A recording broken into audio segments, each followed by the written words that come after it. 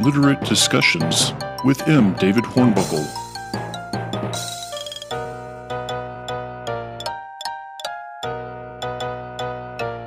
All right, welcome to Jason Kesler, who, among other things, teaches film at, what's the college where you teach? University of West Georgia. Yeah, University of West Georgia. All right, welcome back. You've been on this, whatever this is, this podcast a couple of times. But this is the first time we've talked about film. So we're here today to talk about film noir. What is it? Why is it important? What are the kind of hallmarks of it? How do you talk about it? How would you define what film noir is?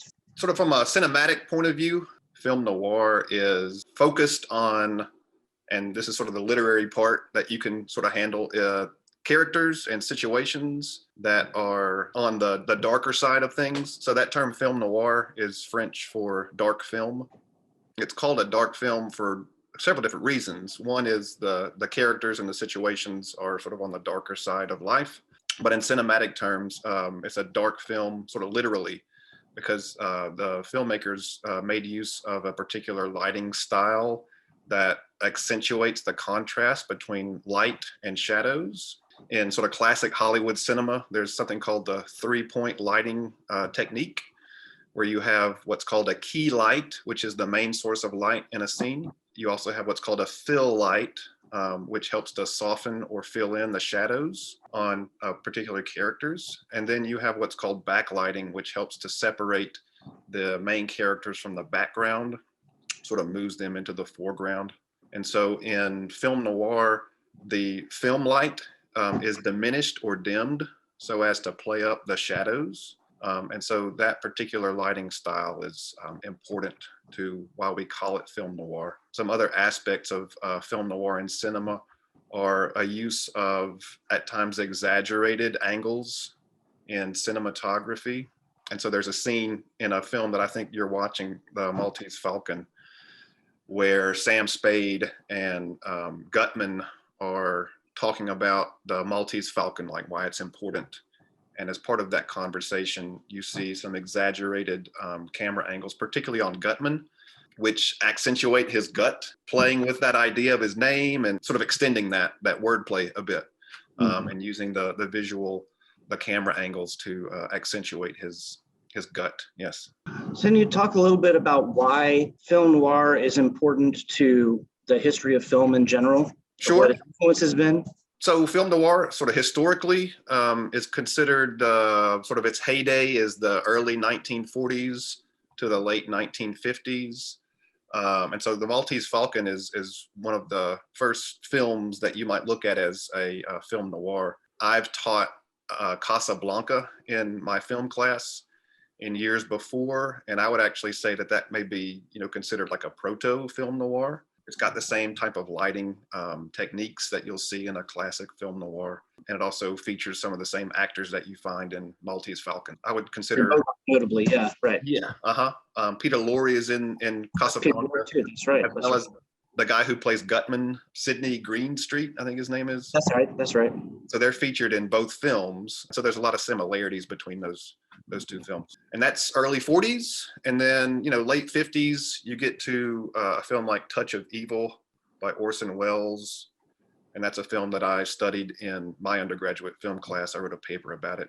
And so at that time period, we are entering into World War II. And we're also sort of clawing our way out of the Great Depression. You'll know that Maltese Falcon was published in early 30s? Is it 30, 31, something like that? I couldn't tell you off the top of my head, but I think you're right. The early 30s, yeah. Yeah, it's somewhere around there. There's actually a film version that comes out like almost on the tails of the book. And I haven't seen the original film version. I haven't seen the original either. Yeah, and then later in the 30s, there's like a lighthearted sort of comedic take on the Maltese Falcon. That I've read about that too. Still, also never seen it. Yeah.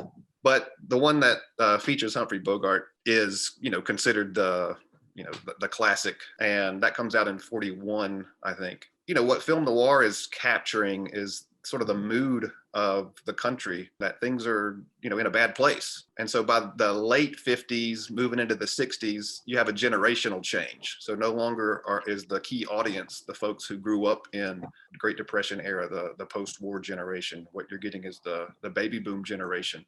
The style of cinema changes to appeal to that audience. So speaking of Humphrey Bogart, he's also in another film we're watching in my class, The Big Sleep. As an actor, he's kind of inspired the prototype for what we think of as the noir private eye. Yes. Right. Because of his roles in both of those films. Exactly. Yeah. So, because of his role, particularly in Maltese Falcon, he becomes this prototype of the, as you say, the detective. Typically, he's playing a cynical character, a character that certainly other characters in the film have a hard time trusting, but also the audience for the film ought to distrust this particular character. Again, I would step back even to Casablanca and the character that he plays in that film, Rick Blaine. The first time that we see Rick Blaine, half of his face is in the shadows and half is in the light. And that sort of gives you this understanding that this character is, not to be trusted, is not going to be telling you the truth the whole time. Is sort of two-faced. What my students see that very quickly, that he's a two-faced kind of character. And I think that's what you also see in the Sam Spade of Maltese Falcon, and as we move forward even into The Big Sleep, where he, Bogart gets somewhat typecast in that type of role. He's not really classically handsome. Bogey, no. Charisma. No, yeah. Charisma that I think is essential to this type of character. He's got those hard edges, and I think that high contrast lighting style really works well with him. Because of those hard edges that he has in the face, particularly. He does certainly have that attitude, that sort of gruff, sort of cynical air about him. And so that certainly is going to help be able to play these types of heroes. It's kind of funny, though, in Casablanca, you have, and this is another sort of feature of the film noir, that they make use of the flashback a good bit. In this case, in Casablanca, though, we flash back to Paris before the Nazis have invaded, and we see sort of this romance that's building between those two main characters there. And the lighting style is completely different on Humphrey Bogart in those flashback scenes. And it's just really weird. They're trying to, show him as that sort of classic, sort of romantic lead character. And it's just a real sort of a whiplash effect on the audience. Yeah. I mean, I think that his characters are known for being complex in a lot of different ways, emotionally and also ethically. Seems to be particularly good at that. What's interesting to me is a lot of these film noir that came out in the 40s and 50s are really based on material that's written in the 30s. And so, the literature was a bit ahead of the film sort of culture at that time. And of course, what do you think? Do you think that the Haze Code has something to do with that? And the introduction in the early 30s of censorship. Yeah. Okay. That's it. The introduction of the censorship code in the early 1930s, and things that because before that there were no restrictions on what you could show in a film. No. Right. Yeah. Then all of a sudden there were, but these books were coming out that were all about like sex and violence. Yeah, it's okay in literature to have all this language and sex and violence. In film, we got to do something about it. Again, I think that indicates where the audience was going. Right. Well, even in the films, like in the film of The Big Sleep, there's a lot of stuff they left out of the book that, some language and situations, references to homosexuality that you don't see in the film at all. And that's, late 40s.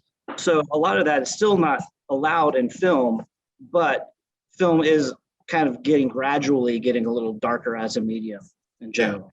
Yeah, I think so. Any other aspects of the genre of film noir that students should look for? That they could talk about if they were going to write an essay about analyzing one of these films? Typically, the main character in a classic noir is this sort of rough, tough, cynical. I call it anti-hero, right? Yeah. I mean, I was going to say that might complicate the discussion a little bit, but I would say that these main characters in film noir are anti-heroes. They've got that part of them, at least they've got that. That's a dominating feature. But the women are important as well, as a way to sort of play off this idea of the anti-hero and to make the anti-hero more palatable. is that you have these women who are typically in film noir called the femme fatale, and that's also another sort of French term. It's important to obviously take note of the women and the fact that they are as comfortable in this sort of darker scenario, these scenes, and what they have to do in order to survive, lying and cheating and stealing and even playing up on their sex appeal. All right. Any other last words? So we've covered a lot in about 10 minutes. But yeah. So again, the classic period, early 40s, late 50s, it sort of goes away as the audience has changed. But then there's sort of a resurgence of film noir. In the 70s, like with Chinatown and movies like Chinatown is, most notable. But even the beginning of the film, The Godfather, some of your students may be familiar with it because it's just a classic and iconic. That opening sequence would play very well in a classic film noir. You get some of the aesthetics that are coming back in the 70s, and typically they're called neo-noir, and then that sort of continues into the end of the century and beyond. I mean, I think on forever. Everything keeps cycling around. You still to this day you see the genre kind of like being referenced. It had its sort of classic period, but it's so influential that it has a toehold on the culture, and it just as you said, it never completely goes away. No. All right. Well, thanks, Jason. It's always good talking to you. Yeah, man. I'll see you again soon. All right. Bye.